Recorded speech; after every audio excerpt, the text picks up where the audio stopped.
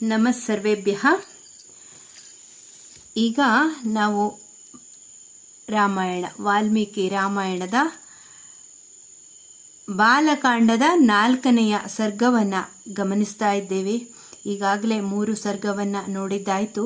4ನೆಯ ಸರ್ಗದಲ್ಲಿ ವಾಲ್ಮೀಕಿ ಮಹರ್ಷಿಗಳು 24,000 ಶ್ಲೋಕಗಳನ್ನು ರಚಿಸಿ, ರಾಮಾಯಣ ಎಂಬುವ ಹೆಸರನ್ನು ಕೊಟ್ಟು ರಚಿಸಿ ಅದನ್ನು ಲವಕುಶರಿಗೆ ಉಪದೇಶ ಮಾಡಿದ ರೀತಿಯನ್ನು, ಹಾಗೆ ಮುನಿಗಳ ಸಮೂಹದಲ್ಲಿ ಆ ಲವಕುಶರು ರಾಮಾಯಣವನ್ನು ತಾಳ ಲಯಬದ್ಧವಾಗಿ ಹಾಡಿದಂತಹ ರೀತಿಯನ್ನು, ಹಾಗೆ ಎಲ್ಲರೆದುರು ಅವರಿಬ್ಬರು ಲವಕುಶರು ಪ್ರಶಂಸೆಗೆ ಒಳಗಾದ ರೀತಿಯನ್ನು, ಶ್ರೀರಾಮನಿಂದಲೂ ಸಮ್ಮಾನಿತರಾಗಿ ಶ್ರೀರಾಮನ ಆಸ್ಥಾನದಲ್ಲಿ ಆ ರಾಮಾಯಣವನ್ನು ಹಾಡಿದ ಬಗೆಯನ್ನು ನಾವು ಈ ಸರ್ಗದಲ್ಲಿ ಗಮನಿಸಬಹುದು. ಸಕಲ ಗುಣಾಭಿರಾಮನಾದಂತಹ ಶ್ರೀರಾಮನಿಗೆ ಸಾಮ್ರಾಜ್ಯ ಪ್ರಾಪ್ತಿಯಾದ ನಂತರ ಬ್ರಹ್ಮನ ಅನುಗ್ರಹದಿಂದ ದಿವ್ಯ ಜ್ಞಾನವನ್ನು ಗಳಿಸಿದವರಾಗಿ ಸಾವಧಾನವಾದಂತಹ ಅಂತಃಕರಣವುಳ್ಳ ವಾಲ್ಮೀಕಿ ಮಹರ್ಷಿಗಳು ಚಿತ್ರ ವಿಚಿತ್ರವಾದಂತಹ ಶಬ್ದ, ಅರ್ಥ, ಅಲಂಕಾರಗಳಿಂದ ಕೂಡಿದ ಶ್ರೀರಾಮನ ಚರಿತ್ರೆಯನ್ನು ರಚನೆ ಮಾಡ್ತಾರೆ. ಪೂಜ್ಯರಾದಂತಹ ವಾಲ್ಮೀಕಿ ಮಹರ್ಷಿಗಳು 24,000 ಶ್ಲೋಕಗಳಿಂದ ಕೂಡಿ 500 ಸರ್ಗಗಳಿಂದಲೂ 6 ಕಾಂಡಗಳಿಂದಲೂ ಮತ್ತು ಉತ್ತರ ಕಾಂಡದಿಂದಲೂ ವಿಭಾಗಗೊಂಡಂತಹ ಶ್ರೀಮದ್ ರಾಮಾಯಣವನ್ನು ರಚನೆ ಮಾಡಿದರು. ಆ ಜ್ಞಾನಿ ಶ್ರೇಷ್ಠರು ಶ್ರೀರಾಮನ ಪಟ್ಟಾಭಿಷೇಕ ನಂತರದ ಭವಿಷ್ಯವನ್ನು ಹೇಳುವ ಉತ್ತರಕಾಂಡ ಸಹಿತವಾದಂತಹ ರಾಮಾಯಣವನ್ನು ರಚಿಸಿದ ನಂತರ ನನ್ನಿಂದ ಇದರ ಉಪದೇಶವನ್ನು ಪಡೆದು ಸರಿಯಾಗಿ ಪ್ರಯೋಗಿಸಬಲ್ಲ ಸಮರ್ಥರು ಯಾರಿದ್ದಾರೆ ಎಂಬಂತಹ ಚಿಂತೆಗೆ ಒಳಗಾಗ್ತಾರೆ. ಆ ರೀತಿಯಾಗಿ ಚಿಂತಿಸ್ತಾ ಇದ್ದಂತಹ ಸಮಯದಲ್ಲಿ ವಾಲ್ಮೀಕಿ ಮಹರ್ಷಿಗಳ ಪಾದಾರವಿಂದಗಳನ್ನು ಮುನಿವೇಷಧಾರಿಗಳಾದಂತಹ ಗಾಯಕರಾದಂತಹ ಲವಕುಶರು ಹಿಡಿದುಕೊಳ್ತಾರೆ. ಅವರಿಬ್ಬರು ಗುರು ಶುಶ್ರೂಷಾ ಧರ್ಮದಲ್ಲಿ ನಿಷ್ಣಾತರಾದವರಾಗಿದ್ದರು. ಯಶೋವಂತರು, ರಾಜಪುತ್ರರು, ಸ್ವರ ಸಂಪನ್ನರು, ಸಮಾನ ರೂಪವುಳ್ಳ ಸಹೋದರರಾಗಿದ್ದರು. ಆಶ್ರಮವಾಸಿಗಳಾದ ಕುಶ ಲವರನ್ನು ಪರಮಾತ್ಮನ ಧ್ಯಾನಾಸಕ್ತರಾಗಿದ್ದಂತಹ ವಾಲ್ಮೀಕಿಗಳು ಕಣ್ಣು ತೆರೆದು ನೋಡ್ತಾರೆ. ಅವರಿಗೆ ಮಹತ್ತರವಾದಂತಹ ಆನಂದ ಉಂಟಾಗುತ್ತೆ. ಅವರಿಬ್ಬರ ಗುಣಾತಿಶಯಗಳ ಸ್ಮರಣೆಯು ವಾಲ್ಮೀಕಿಗಳಿಗೆ ಒಮ್ಮಿಂದೊಮ್ಮೆಲೆ ಉಂಟಾಗುತ್ತೆ. ಲವಕುಶರು ಎಲ್ಲ ವೇದಗಳಲ್ಲಿಯೂ ವೇದಾಂಗಗಳಲ್ಲಿಯೂ ನಿಷ್ಣಾತರಾದವರಾಗಿದ್ದರು. ಎಂತಹ ಕಠಿಣ ವಿಷಯವನ್ನು ಧರಿಸಲು ಸಮರ್ಥವಾದ ಬುದ್ಧಿಯುಳ್ಳಂತಹ ಮೇಧಾವಿಗಳು ವೇದಾರ್ಥವನ್ನು ವಿಸ್ತಾರವಾಗಿ ಲೋಕಕ್ಕೆ ತಿಳಿಯಪಡಿಸುವ ಸಲುವಾಗಿ ದುರ್ಬೋಧ್ಯ ವಿಷಯಗಳನ್ನು ಬಹಳ ಸುಲಭವಾಗಿ ಬೋಧನೆಯನ್ನು ಮಾಡಲು ಸಮರ್ಥರಾದಂತಹ ವಾಲ್ಮೀಕಿ ಮಹರ್ಷಿಗಳು ರಾಮಾಯಣವನ್ನು ಉಪದೇಶಿಸಲು ಅವರನ್ನು ಆರಿಸಿಕೊಂಡರು. ರಾಮನ ಕಲ್ಯಾಣ ಗುಣಗಳನ್ನು ಪ್ರತಿಪಾದಿಸುವ ಸೀತೆಯ ಸಚ್ಚರಿತ್ರ ರೂಪವಾದಂತಹ ಹಾಗೆ ರಾವಣನ ವಧೆಯನ್ನು ನಿರೂಪಿಸುವ ರಾಮಾಯಣ ಎಂಬ ಮಹಾಕಾವ್ಯವನ್ನು ವಾಲ್ಮೀಕಿ ಮಹರ್ಷಿಗಳು ಲವಕುಶರಿಗೆ ಉಪದೇಶವನ್ನು ನೀಡ್ತಾರೆ. ರಾಮಾಯಣದಲ್ಲಿ ಅಧ್ಯಯನ ಮಾಧುರ್ಯವೂ ಕೂಡ ಇದೆ, ಗಾಯನ ಮಾಧುರ್ಯವೂ ಇದೆ. ಶ್ಲೋಕಗಳು 3 ಪ್ರಮಾಣಗಳಿಂದ ಕೂಡಿವೆ, 7 ಜಾತಿಗಳ ಸ್ವರಗಳಿಂದ ಕೂಡಿವೆ, ವೀಣಾ ವಾದ್ಯದೊಡನೆಯೂ ತಾಳ ಮೃದಂಗಾದಿಗಳೊಡನೆಯೂ ಹೊಂದಿ ಹಾಡಲು ಯೋಗ್ಯವಾಗಿದೆ. ಈ ಮಹಾಕಾವ್ಯವು ನವರಸಗಳಾದ ಶೃಂಗಾರ, ಕರುಣ, ಹಾಸ್ಯ, ವೀರ, ಅದ್ಭುತ, ಭಯಾನಕ, ರೌದ್ರ, ಭೀಭತ್ಸ ಮತ್ತು ಶಾಂತರಸಗಳಿಂದ ಒಳಗೊಂಡಿದೆ. ಇಂತಹ ಪರಮ ಅದ್ಭುತವಾದಂತಹ ರಾಮಾಯಣ ಮಹಾಕಾವ್ಯವನ್ನು ಲವಕುಶರು ಹಾಡ್ತಾರೆ. ಲವಕುಶರು ಗಾನಶಾಸ್ತ್ರದ ರಹಸ್ಯವನ್ನು ಚೆನ್ನಾಗಿ ತಿಳಿದವರಾಗಿದ್ದರು. ವೀಣಾದಿವಾದನಗಳಲ್ಲಿ ನಿಪುಣರೂ ಕೂಡ. ಮಂದರ, ಮಧ್ಯ, ತಾರ ರೂಪಗಳಾದಂತಹ ಸ್ವರತ್ರಯ ಸ್ಥಾನಗಳನ್ನು, ಆರೋಹಣ ಅವರೋಹಣಗಳನ್ನು ಪೂರ್ಣವಾಗಿ ತಿಳಿದವರಾಗಿದ್ದರು. ಒಳ್ಳೆಯ ಶಾರೀರವುಳ್ಳವರು, ಗಂಧರ್ವರಂತೆ ಸ್ಫುರದ್ರೂಪಿಗಳು, ರೂಪಲಕ್ಷಣ ಸಂಪನ್ನರು. ಅವರು ಗಾಯನವು ಇಂಪಾಗಿದ್ದುದು ಮಾತ್ರವಲ್ಲದೆ ಮಾತುಗಳು ಕೂಡ ಮಾಧುರ್ಯದಿಂದ ಕೂಡಿದ್ದವು. ಆ ಸಹೋದರರಿಬ್ಬರು ನಿಶ್ಚಯವಾಗಿಯೂ ರಾಮನ ಶರೀರದಿಂದ ಹೊರಹೊಮ್ಮಿದ ರಾಮನ 2 ಬಿಂಬಾಕೃತಿಗಳಂತೆಯೇ ಕಾಣ್ತಾ ಇದ್ರು. ಇಂತಹ ಲವಕುಶರು ರಾಮಾಯಣ ಕಾವ್ಯವನ್ನು ಹಾಡುತ್ತಾರೆ.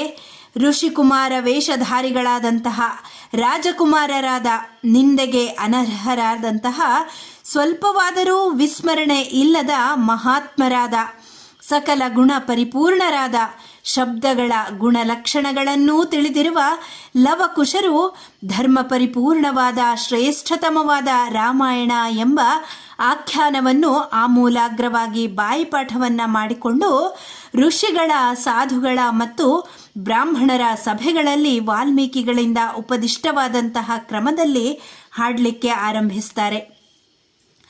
ಧರ್ಮದ ವಿಷಯದಲ್ಲಿ ನಿಶ್ಚಯ ಜ್ಞಾನವುಳ್ಳ ಮಹರ್ಷಿಗಳು ದೈನಂದಿನ ಯಜ್ಞ ಕ್ರಿಯೆಗಳು ಮುಗಿದ ನಂತರ ಸುಖಾಸೀನರಾಗಿ ಕುಳಿತಿದ್ದಾಗ ಅವರೆಲ್ಲರ ಸಮೀಪದಲ್ಲಿ ಕುಳಿತು ಒಮ್ಮೆ ಲವ ಕುಶರು ವಾಲ್ಮೀಕಿಗಳಿಂದ ಉಪದಿಷ್ಟವಾದಂತಹ ರಾಮಾಯಣವನ್ನು ಸುಮಧುರ ಕಂಠದಿಂದ ಹಾಡಿದರು.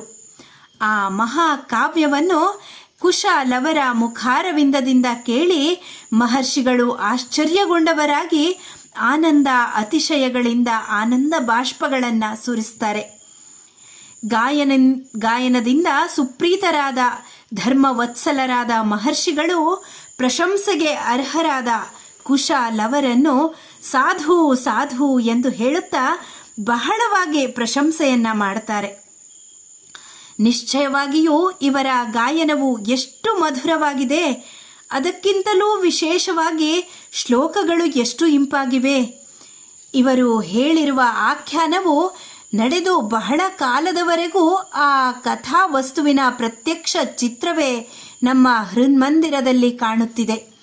ಇವರ ಗಾನವು ಷಡ್ಜಾದಿ ಸಪ್ತ ಸ್ವರಗಳಿಂದ ಪರಿಪೂರ್ಣವಾಗಿದೆ. ಶೃಂಗಾರ ವೀರಾದಿ ರಸಯುತವಾದ ಶ್ಲೋಕಗಳನ್ನು ಅವಕ್ಕೆ ಅನುಗುಣವಾದಂತಹ ರಾಗಗಳಿಂದ ಹಾಡುತ್ತಾರೆ. ಹಾಡುವಾಗ ಅಪಶಬ್ದಗಳು ಒಮ್ಮೆಯಾದರೂ ಇವರ ಮುಖಾರವಿಂದದಿಂದ ಬರುವುದಿಲ್ಲ.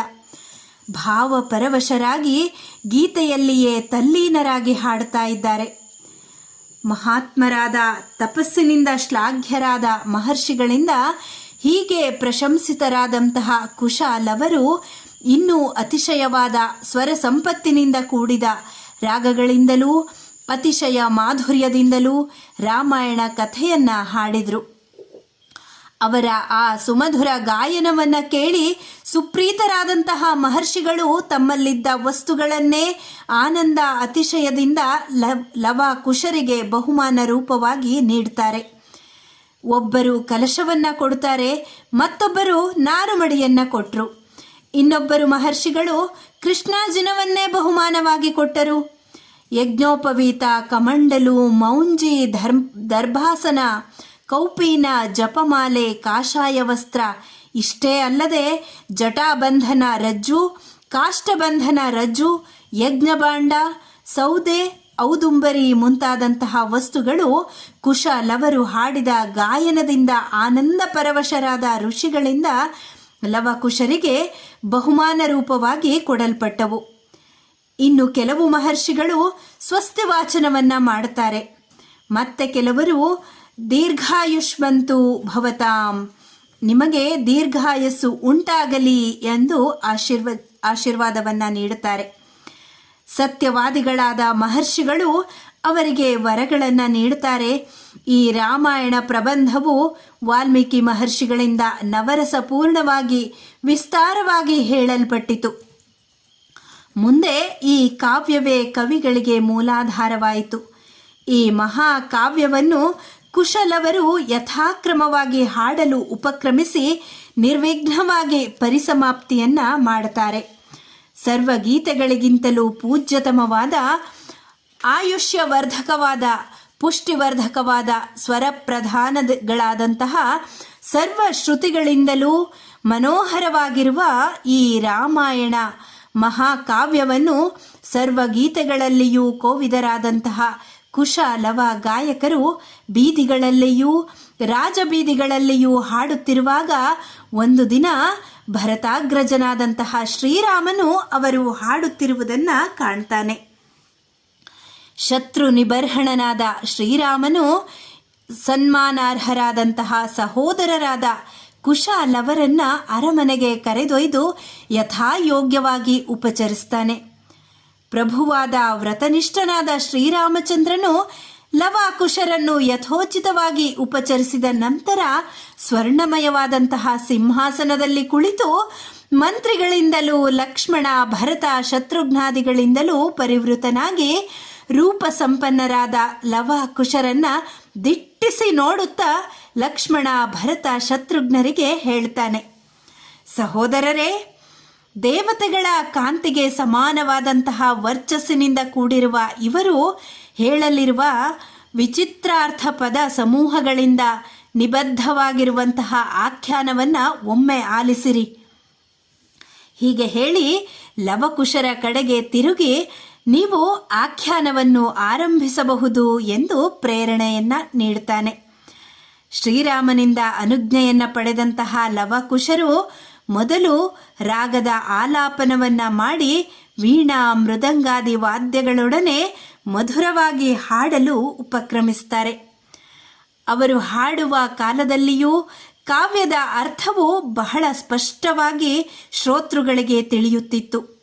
ಅವರ ಆ ದಿವ್ಯ ಗಾಯನವನ್ನು ಕೇಳಿ ಸಭಿಕರು ಆನಂದ ಪರವಶರಾಗಿ ಉಬ್ಬಿ ಹೋದರು. ಅವರ ಮನಸ್ಸು ಮತ್ತು ಹೃದಯಗಳು ಆನಂದ ತುಂದಿಲವಾದವು. ಹೀಗೆ ಕಿವಿಗಳ ಸುಖಕ್ಕೆ ಆಶ್ರಯಭೂತವಾದಂತಹ ಆ ದಿವ್ಯ ಗಾಯನವು ಜನರ ಸಮೂಹದಲ್ಲಿ ವಿಜೃಂಭಿಸಿತು.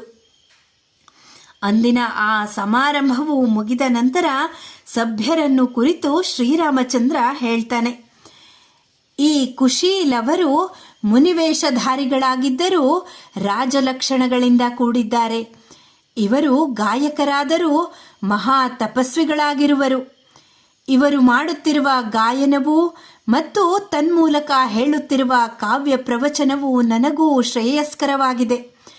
ಭಾವಪೂರ್ಣವಾಗಿ ಹಾಡುತ್ತಿರುವ ಮಹಾ ಮಹಿಮೆಯುಳ್ಳ ಚರಿತವನ್ನು ನೀವೆಲ್ಲರೂ ಆಮೂಲಾಗ್ರವಾಗಿ ಕೇಳಿರಿ. ಮರುದಿನ ಶ್ರೀರಾಮನ ಆಶಯದಂತೆ ಪ್ರಜೆಗಳು, ಭರತ, ಲಕ್ಷ್ಮಣ, ಶತ್ರುಘ್ನರು, ಅಮಾತ್ಯ ಶ್ರೇಷ್ಠರು ಎಲ್ಲರೂ ಸಭಾಭವನವನ್ನು ಅಲಂಕರಿಸಿದ್ರು. ಶ್ರೀರಾಮನಿಂದ ಗಾನ ಮಾಡಲು ಪ್ರೇರಿತರಾದಂತಹ ಕುಶೀಲವರು ಮಾರ್ಗವೆಂಬ ಸಂಗೀತ ಸಂಪ್ರದಾಯವನ್ನು ಅನುಸರಿಸಿ ಹೃದಯಂಗಮವಾಗಿ ಹಾಡಲಿಕ್ಕೆ ಆರಂಭಿಸ್ತಾರೆ. ಗಾನ ಸುಧೆಯನ್ನು ಪಾನ ಮಾಡುವ ಇಚ್ಛೆಯಿಂದ ರಾಮನೂ ಕೂಡ ಮೆಲ್ಲ ಮೆಲ್ಲನೆ ಸಭಾ ಮಂದಿರವನ್ನು ಪ್ರವೇಶಿಸಿ ಆ ಕುಶೀಲವರು ಹಾಡುತ್ತಿದ್ದಂತಹ ಗಾನದಲ್ಲಿ ತಲ್ಲೀನನಾಗಿ ಹೋಗಿಬಿಡ್ತಾನೆ. ಇಲ್ಲಿಗೆ ಬಾಲಕಾಂಡದ 4ನೇ ಸರ್ಗ ಮುಗಿಯಿತು. ಧನ್ಯವಾದ ಸರ್ವೇಭ್ಯಃ.